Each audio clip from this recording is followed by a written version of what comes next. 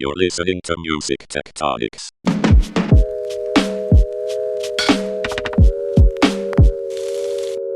Hi there, and welcome to Music Tectonics, the podcast that explores where music and technology intersect and collide. I'm your host, Tristra Newyear Yeager, Director of Strategy at Rock, Paper, Scissors, the music tech PR firm. I am excited to introduce our guest today, Tasos Frantzolas. Tasos has had a heck of a career, even for music tech, which is filled with colorful career paths. He grew up above a recording studio in Athens, Greece, and started writing and producing music at the tender age of 13. He got deep into reggae and dancehall along the way, co-writing with notable figures like Horace Andy and Black Uhuru founder Michael Rose. He also has an extensive background in sound design that led to a deep understanding of how audio can transform our experience. Drawing on this, he launched a sound effect platform, SoundSnap, which counts HBO, Apple, and Pixar among its many customers. He has now turned to beats, launching Beatopia, an artist-oriented marketplace that wants to expand beats and sound beds beyond its core genres. Tasos, thanks so much for joining us today. Thank you, Trisha. I don't know where we've arrived in this magical sort of podcast virtual place, but that's where. Thanks so much for showing up. So, tell me a bit about we love to talk about how people move from one side of making music into making the things that help people make music. So I'm curious about how you first decided to make that transition from being a creative to basically a straight up tech entrepreneur. What made you want to dive into that first project, that SoundSnap project? So, I was making music since I was a kid, like a lot of people. And as you said in the intro, thank you for that. As you said in your intro, I grew up with a music studio under my house. Shout out to my cousin who made that when I was a young teenager and got me into music. What kind of music was your cousin making? Punk rock. Oh, nice. Awesome. I was actually bullied by him and his friends to sing the Ramones when I was like 8 or 9 years old. That's amazing. They were high off some glue, they weren't using it, but they were using it to put the studio together. Put the studio together. So they were all really high, and I was a little kid singing, Blick Trick Bop when I was like 8 or 9 years old. Amazing. So it's pretty funny. So I got into making music, got into making dance music and some beats, some hip hop beats, and so on. I think in Europe, people were more into dance music at the time than the majority probably in the States. I think maybe hip hop was bigger here, but over there it was like The Prodigy and Daft Punk and stuff like that. Yeah. So in the 90s, mind you that the music budgets in the music industry, as you know, were huge, were thriving, And so I got into all of that. And but by the time I had finished my studies at university, there was not much music industry left. So, this is right at the time of Napster and all that. So you didn't have the business models you have today, and music was at a hard place, recorded music. So I was looking for something else to do because it was really hard to make it as a producer. And to be completely honest, I was talented, but I could see if there were other people that were better than me. So I started looking into audio for video games. And I had these friends in London that were kind enough to hire me for some jobs. They were doing a lot of video games, educational video games for the BBC.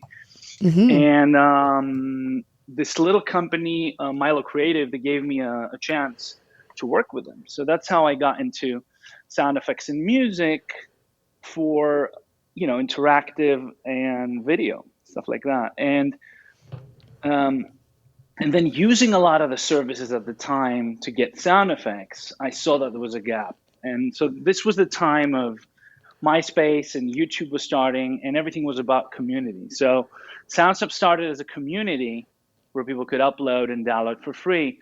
And eventually, slowly, we became a paid service when we realized that people are looking for quality, had to become much more curated and so on. So I kind of transitioned at the time out of necessity But also I saw there was a revolution happening with all these Web2 services. That's really cool. So what was the gap? I mean, was it just that there weren't the right sounds or not the sounds that people really needed? Or was it, I mean, were they just that the business models were too clunky, so it was too expensive for most of the people making stuff? What gap did you see that you addressed with SoundSnap? Yeah, a lot of that. I think we pioneered subscriptions. So this was before everyone had a Netflix and Spotify. They were just starting out. So we were an early, we're one of the earliest people that did subscriptions. So that was a big deal because you can offer a lot more value, obviously. People subscribe once, they can get unlimited sounds and so on. So that was a big deal. And then you had two kinds of websites. They were either low quality or the websites were pretty bad, to be honest. Yeah. Yeah. So, we tried to fix those things and, we did pretty well. So now you're moving into Beats, and it's a really crowded space. There's quite a few Beats marketplaces and other places where people can get sound packs and sort of similar audio products. Why did you feel like now was the right time to attempt this? Definitely a lot of great companies selling beats. A lot of them doing a very good job. Look, I mean, I was, as I told you, I grew up listening to a lot of different kinds of music, including hip hop and reggae. And more recently, up until 4 or 5 years ago, I was actually in Greece, and I was visiting my parents there. And I've been interested in the beat space, but something hit me suddenly. I was watching television and I saw this Greek rapper on television called Light. And I was curious. I was like, oh, this video is kind of cool. He's kind of like a Greek gangster rapper. Okay, imagine that. So, It's not that hard to imagine. There's some good, isn't there like a deep tradition of Greek gangster music? In a way, like if you think about it, like Rimbetico or something. You're spot on. You're spot on. Yeah, 100%. That's kind of bohemian / gangster. But yeah, but you're right. It's funny that you know that. So look, I mean, I went to YouTube to check out this rapper, and he had 10 million views on YouTube, and I was like, "There's only 10 million people in Greece. Wow, like something is going on here." Yeah. So, I started my brain started running my thoughts, and I was thinking, I was like, okay, if this is the biggest genre in Greece and it's the biggest genre in the States, well, probably it's the biggest genre in places like, I don't know, maybe in the Czech Republic and Tunisia and other places. So I was thinking, now this got me thinking. This was actually the moment that I was certain that trap and hip hop had become a global movement and culturally dominant global movement. So that got me extra excited and confident to pursue this. But talking about the crowded space, yes, the space is crowded, but it seems like all of the websites today are following the same paradigm and business model. That business model is they charge the producer, which is essentially the supplier of the beats, the supply side. They charge them a monthly fee in order for them to sell their beats. So it's kind of like a Shopify model where producers set up a shop and they have full control. This is great for the producers because they can choose their exact pricing. They choose their licensing terms. So beats typically cost between $30 and $50 just for the MP3. And then if you want to get the wave or the stems, the multi-track, it goes up to $150, $200, and for unlimited rights, even more. And one producer says you can do up to 5,000 streams. The other says you can't perform live, and so on. So a lot of options for the producer to tailor their business model. But turns out that's not that great for the people buying because the licensing is a little bit of a mess, to be honest. It's not really clear. You need to read the license every time to know what you can and can't do with a beat. So it's quite confusing with people who are just starting out, and it creates a lot of copyright issues. People end up stepping on each other's rights, and it's just really infringing. It's really not that great. The other thing is that the existing companies really are in the business of basically getting the maximum amount of producers on board. So they're in the business of getting the maximum amount of producers, and that inherently means that there's no quality control. So you could be, the biggest producer in the world, or you can have just started producing yesterday. You can upload your beats and start selling. So this creates a quality problem. And then there's a lot of other issues, like all of the websites today have ads and so on. So basically, we thought, what if we flip it, and instead of serving the producers, we can give a great deal to producers, but also a great deal to artists. So the idea is to give the best deal possible for both sides, and not extract too much value here, but create more value. I don't know if that answers your Yeah, it does. No, that's a great answer. Yeah. I mean, licensing is really one of the biggest friction points. I mean, besides discovery from both sides of the equation, like both producers and artists have to struggle to find or to be found. But there's also the big issue of licensing and how much friction that can really throw into this marketplace. Absolutely. I think that the music industry is traditionally, it's an old industry, and the legal side of it is quite convoluted, and it's quite complicated. So what music needs today is more simplicity. You need to look at what happened to a lot of other industries where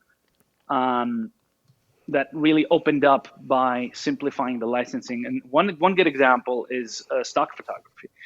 A lot of people make fun of stock photography because of the, like happy ladies eating salad. Yeah. Exactly. So,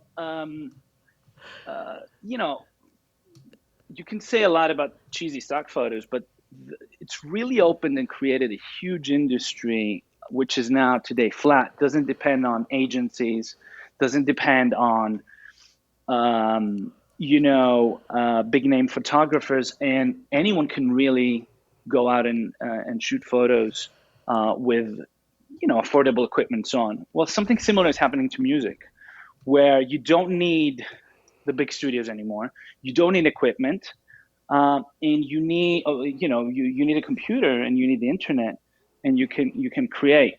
But if you have complicated licensing, you're never really gonna be able to offer that to the masses easily. So licensing is certainly friction. So if we can simplify it and remove that friction, I think there's going to be more people making music, more people selling music, and overall more creativity, and that's a great thing. So you mentioned that Beatopia was kind of the inspiration from Beatopia was thinking about it more from the artist point of view versus the producer point of view. What kind of artists are using beats? I mean, obviously people are familiar with MCs or, rappers, however we want to refer to them. What are some other sort of places where or other kinds of artist genres, styles where licensing a beat is becoming a major part of the creative process that maybe not everyone's aware of?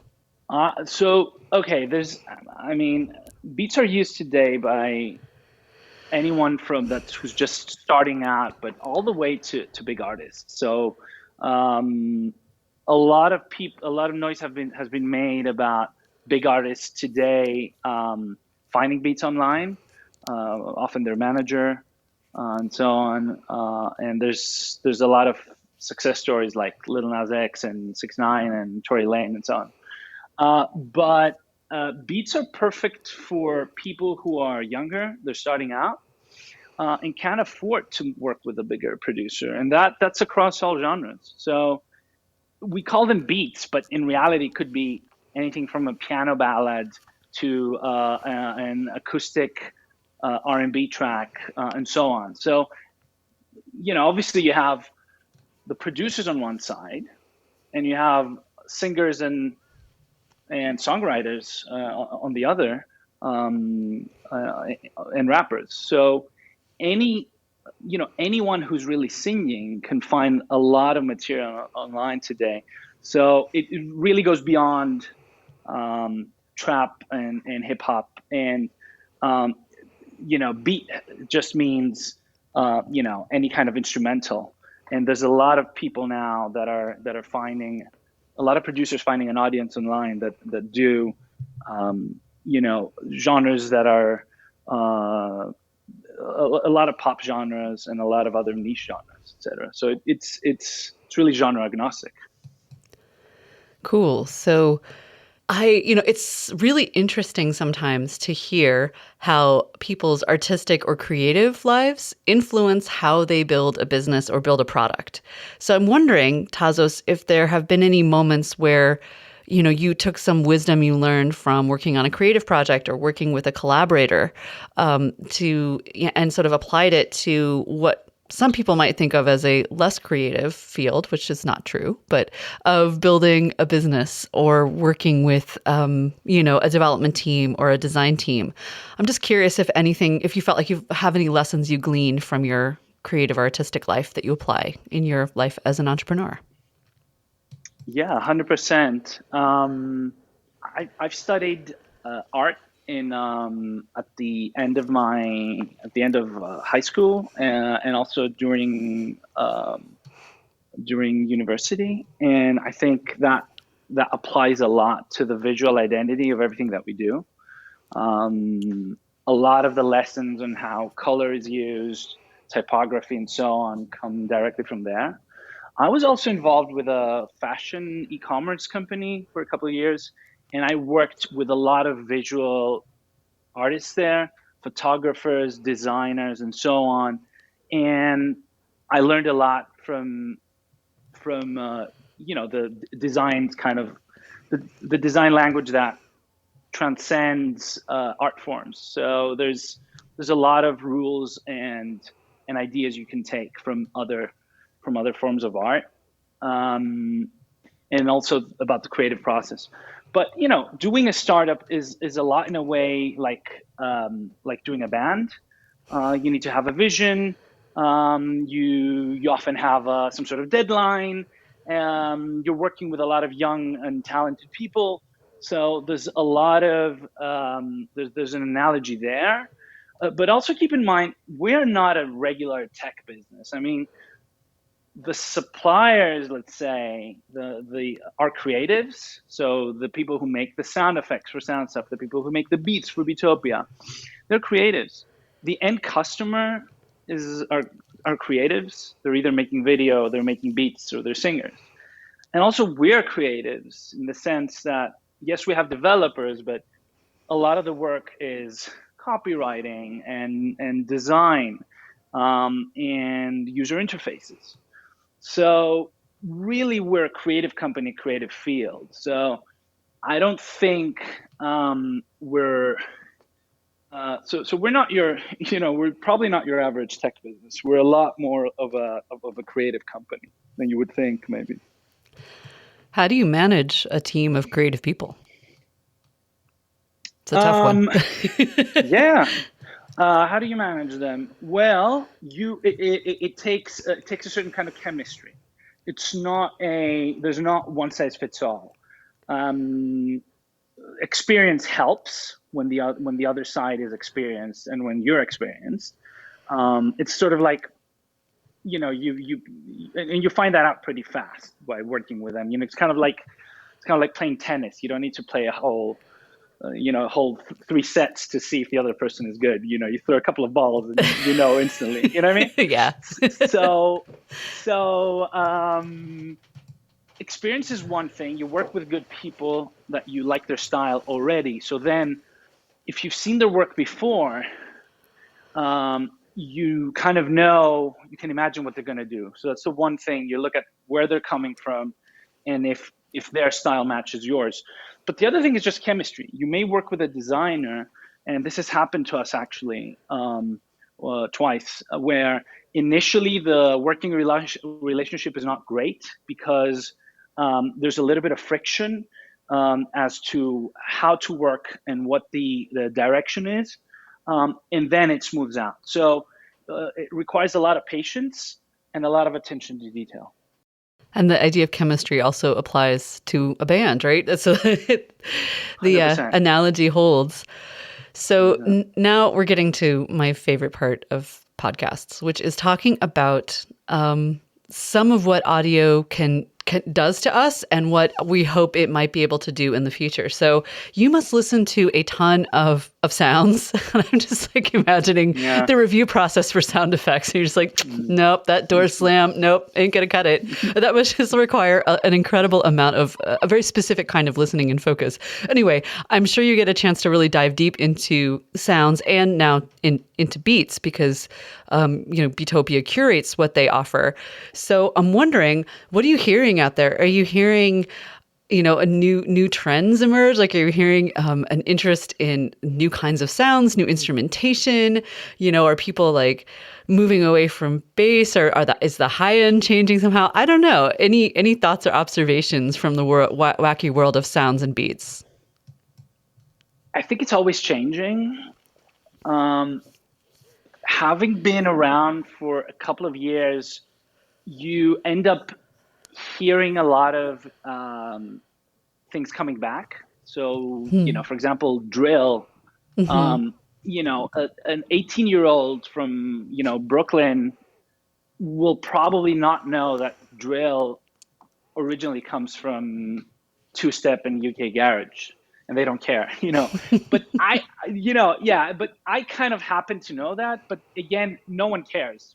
Meaning, I care, Tasos. I care. No, but you know what I mean? Yeah. In the grand scheme of things. Yeah. People, music is for everyone, but it flourishes with young people. So, younger people know what is cool for them instinctively, without looking at the history. So things are coming back. Drill is one example, and there's always new styles. A lot of things will sound completely new. To give you an example, dubstep is another genre that started from the UK, but then people like Skrillex added kind of a hip hop element and made it very American. So Skrillex, whether you like him or not, he created a new sound. So a lot of the times things have older influences, but they sound completely new. But to your question about the sound, there's definitely a move towards higher highs and lower lows, meaning a lot of the music you hear today has a big bass, a big kick, and then it's a lot of highs, hi-hats, and vocals. And one good example of this is Drake, who's pretty much the number one artist, at least on the hip hop side of things. He's definitely a lot of bass and then just vocals and simple production and hi-hats. So that's a good obvious example there that shows that shift. Yeah, there's this sort of in other realms as well. Like I'm thinking about producers like Sophie, who really set a sound for a generation of younger pop and like hyper pop or whatever you want to call it, folks. Yes. That you have this like minimalism and then this incredible bombastic like explosive percussion that is like almost industrial. Yeah, which as a a recovering goth, like just I love it. But it's fascinating to hear how if you listen to older tracks, there's a lot more stuff going on sort of on the background, like the real, almost like people felt like they had to fill in the blanks and make it feel more substantial. And now it's like just everything's kind of bare, but it's got more impact. It's really interesting to hear these shifts. Yeah, it's more punk rock in a way. Yeah, Where exactly. you don't need to, yeah, right. Yeah. Where you don't need to know a lot of music to make great beats, Mm. and I'm sure that a lot of the big producers today, they don't know music theory, in the Hmm. same way that probably the Ramones didn't, or Jimi Hendrix. So it is. We're definitely in the middle of a musical revolution, which is around, which centers around obviously lower barriers of entry, Hmm. um, being able to create with some free software and a basic laptop, and also with zero cost of distribution, where in the older days you needed a record label to print your CDs or your vinyl, take it to the shops. The marginal cost of distributing a track today is zero. So that definitely democratized things. And I'll tell you a little interesting story. I was reading a blog from Greece, where I'm from, Hmm. and they were talking about this music producer, this hip hop music producer, which is an 18-year-old kid from the island of Crete Hmm. that you may have heard of. Yeah. And just checking, It's always and, good to check with an American. and, and this kid was saying how he was producing music with his mom's laptop Hmm. and these busted speakers, that like computer speakers, computer type speakers. Um, and he ended up making this massive tune for the Migos, Wow. called "Straightening." That's insane. And yeah, and no one knows this kid. He's in some remote place in Crete. He doesn't have a budget, but he probably has some talent, some heart. Hmm. So that's beautiful.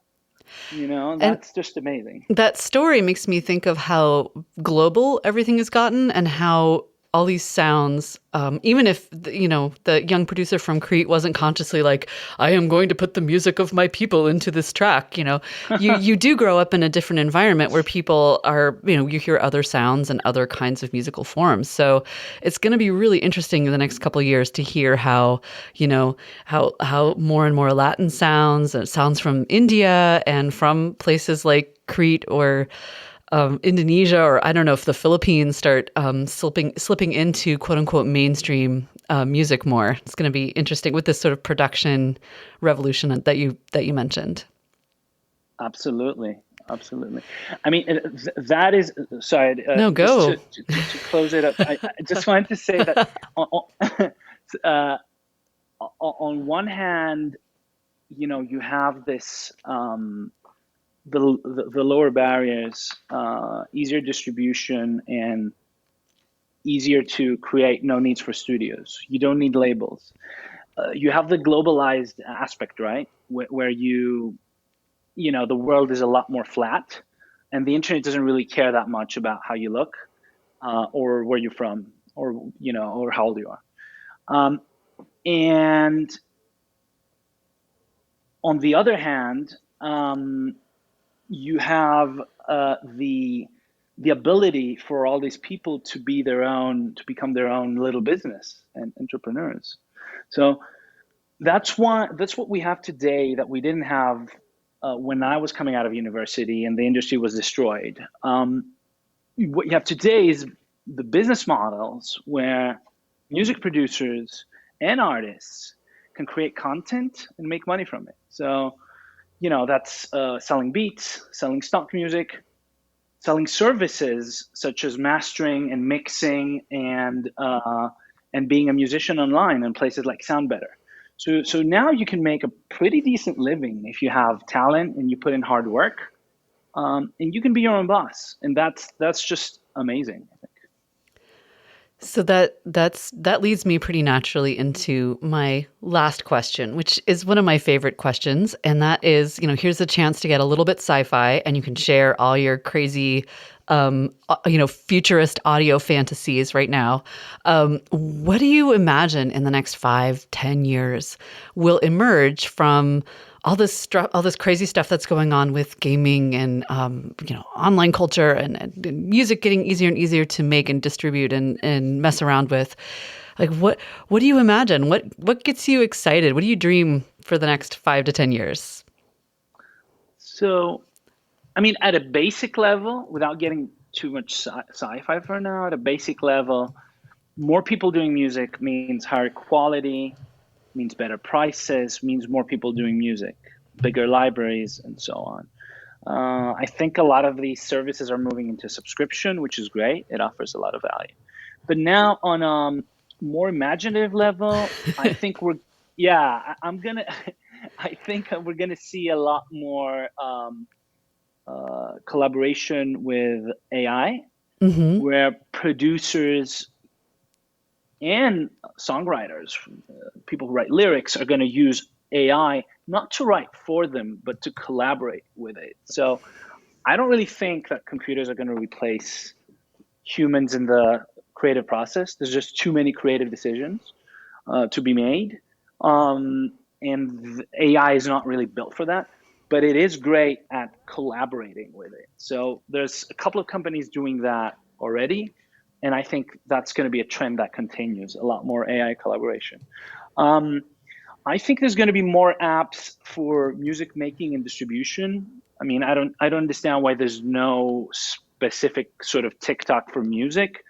Obviously, there's some music on TikTok, but it's not built for that. So I think there's going to be some sort of app that kind of comes in and takes that over. And I know Snapchat was working on something, and Facebook was trying to get into it, but there's going to be some company, whether independent or coming from these big companies, that will nail that, I think. And I think that's going to be great for music and for creativity. I think there's going to be more and more producers and more artists as the cost of producing goes down, and as the tools become more and more available. More people making music, and that's good. That's just more music is good for the world. There's a lot of proof that music is great when kids and teenagers play music. It's good for the brain, for attention and memory. It helps with mental health. It's good for communities. Helps keep people out of trouble. So I really see a future with more creativity. And more music. And I think that's a great thing. That you just made me imagine there being sort of an AI music making assistant at every playground. Get everybody making tracks together and going down the slides and all that fun stuff. It could happen, whether it's a virtual playground or a physical one. Oh, I want the IRL one. Okay. Nothing like getting that sort of crescendo or getting that beat drop from like going down the tornado slide. So anyway, thank you so much, Tasos, for all your thoughts and insights into the world of sounds and beats and your business. And yeah, thanks so much. Thanks so much for having me, Tristra. Well, this is a fun episode. This is Dimitri with Music Tectonics. We wanted to take a quick break and let you know that we're going to be at Music Biz, the conference in Nashville, coming up on May 9th. And I've got with me here Shaylee Ankenbrick. Say hi. Hi, everyone. This is Shaylee from Music Tectonics. I'm the conference planner, and I'm so excited for Music Biz this year. And I've also got Ben with us. Say hello, Ben. Hi, everybody. I'm Ben. I'm the business development coordinator at Rock, Paper, Scissors, and I'm super excited to attend my first ever Music Biz. Yeah, so we just thought we'd let you know we're going to be there. Look us up, call us, look for the Crazy Pants, whatever it is. Let's set up a time to get together, hang, or just find us at one of the parties or events. We'll tell you a little bit about what we're up to. I know on Tuesday night, we'll be at Tom Truitt's party, which should be a blast. It's called In the Know. So if you got an invite to that, make sure to look out for us there. And we also have some partnerships with the Universal Music Group. They've got a whole series of events called The Future Is Now. I'll tell you a little bit about part of it. They're sort of reaching out to music tech startups in the southeastern portion of the U.S. And if you're a startup like that and you're going to be at Music Biz, you can actually apply to join a workshop series that starts May 9th there. There's a link in our Music Tectonics newsletter, or check out the Music Biz schedule for that. But basically, if you've ever wondered how to partner with a major label or specifically Universal Music, there's a whole series of programming they're offering at Music Biz around that. And as part of that, actually, I'll be moderating a panel called How to Activate Startup Talent in Today's Music Business. So that'll be on Monday, May 9th at 11 a.m. They also have in the evening that day an opportunity for anyone, regardless of whether you've applied to that series of workshop, to join a meetup. And so it's like a startup mixer that's Monday at 4 p.m. So Shaylee and I will be facilitating that. Hey, Shaylee, why don't you tell them about the other stuff Universal Music's doing? Yeah, so they're also doing a lot of stuff with women in music tech. They are hosting a panel called The Female Experience in Music Tech on Tuesday at 9:30 a.m. There's some great panelists coming from Universal, Island Records, and Spotify on that panel. And I think this is just a really amazing opportunity to bring together not just women, but all executives in this industry and dive into a lot of the systematic issues.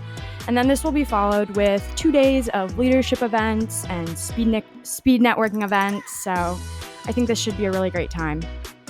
Awesome. Ben, have you had a chance to check out the program? What else is going on at Music Biz you're looking forward to? Yeah, I've been looking at it over the past week or so, and I'm super excited for the Navigating New Strategies, how A&R, artist marketing, and distribution come together in the age of streaming, and learning about if and when we'll be closer to an even playing field for independent artists. I'm also looking forward to the A DAO Named Sue event to learn more about how artists are leveraging Web 3.0 from Reneel Rumberg with Audius. Oh, that's awesome. Yeah, that's a great title, A DAO Named Sue. Cool. And so we'll just be around, going to some panels, doing those various things. We're helping to run some of those events or parties, and just looking forward to meeting folks. Yeah. Right, guys? Should be a great time. Yep, looking forward to it. By the way, we're also doing one of our famous seismic activity events through Music Tectonics online on May 4th. So whether you come to Nashville or not, join us on May 4th. Check out the website and the newsletter so you can sign up for our next event. It's going to be a live podcast news roundup with me, Shaylee, Eleanor Rust, our marketing director, and Tristra Newyear Yeager, our irregular host. She's not so irregular these days. Anyway, the point is Shaylee and Tristra and Eleanor and I are going to bring a handful of the latest articles in the music industry and talk about them like we've done on some of the podcasts. But the cool thing is, in addition to that roundup, we're going to do our famous speed networking. That's right. That's where you get matched up with someone else in the room virtually and get 5 minutes to just meet each other, compare notes, maybe do some business together. So check it out. May 4th, Seismic Activity. Go to musictectonics.com to find out more about that. Thanks for listening to Music Tectonics. If you like what you hear, please subscribe on your favorite podcast app. We have new episodes for you every week. Did you know you can dig deeper into all our episodes with the show notes at musictectonics.com?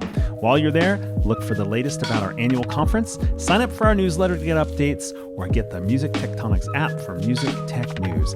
Everything we do explores seismic shifts that shake up music and technology the way the Earth's tectonic plates cause quakes and make mountains. Connect with Music Tectonics on Twitter, Instagram, and Facebook, and find me, Dmitry Vitsa, if you can spell it, on LinkedIn. Bye-bye! You're listening to Music Tectonics.